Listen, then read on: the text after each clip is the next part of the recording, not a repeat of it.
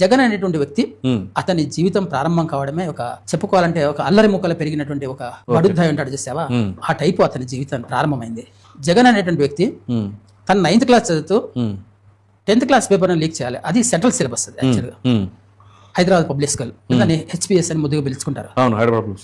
ఆ పబ్లిక్ స్కూల్లో అక్కడ లాకర్లలో పెట్టినటువంటి క్వశ్చన్ పేపర్ ని దొంగతనం చేసి అది లీక్ చేసి, అదేదో మన స్టేట్ సిలబస్ కాదు, సెంట్రల్ సిలబస్, అంటే ఢిల్లీ నుంచి వచ్చేటువంటి క్వశ్చన్ పేపర్ సిబిఎస్ఈ బయటకు వచ్చిందంటే దేశమంతా వెళ్ళిపోతుంది. ఆ రోజుల్లో ఫోన్లు తక్కువ ఉండొచ్చు, ఏదైనా ఫోన్లు అంటే మొబైల్స్ లేకపోవచ్చు, లేకపోయినా సరే క్వశ్చన్లు అయితే లీక్ అయితే.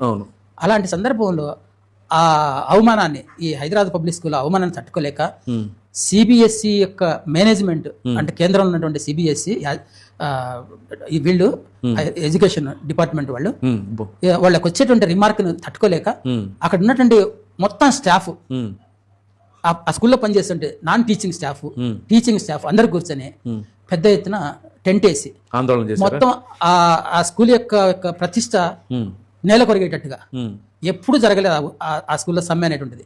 పబ్లిక్ రోడ్డు మీద టెంట్ వేసుకొని సమ్మె చేస్తుంటే రాజశేఖర రెడ్డి ప్రతిపక్ష పార్టీ నాయకుడు ఉంటూ ఆ కళాశాల దగ్గరకు పోయి, ఆ స్కూల్ దగ్గరికి వెళ్ళి, హైదరాబాద్ బేగంపేటకి వెళ్ళి స్కూల్ యాజమాన్యాన్ని అందరికీ దండం పెట్టి, మీకు దండం పెడుతున్నా, మీరు గురుదేవులు, మీరు మా అబ్బాయిని క్షమించండి, నా రాజకీయ జీవితం విచ్ఛిన్నమవుతుంది అని చెప్పేసి వేడుకోలు చేసుకుంటే అప్పుడు వాళ్ళు క్షమించి సరే అనేసి వాళ్ళు విరమించుకున్నారు. ఆ సందర్భంలో అతని మీద కేసు పంజాగుట్ట పోలీస్ స్టేషన్లో మీరు దాన్ని వెరిఫై చేస్తే ఇప్పటికి కూడా మీకు దొరుకుతుంది.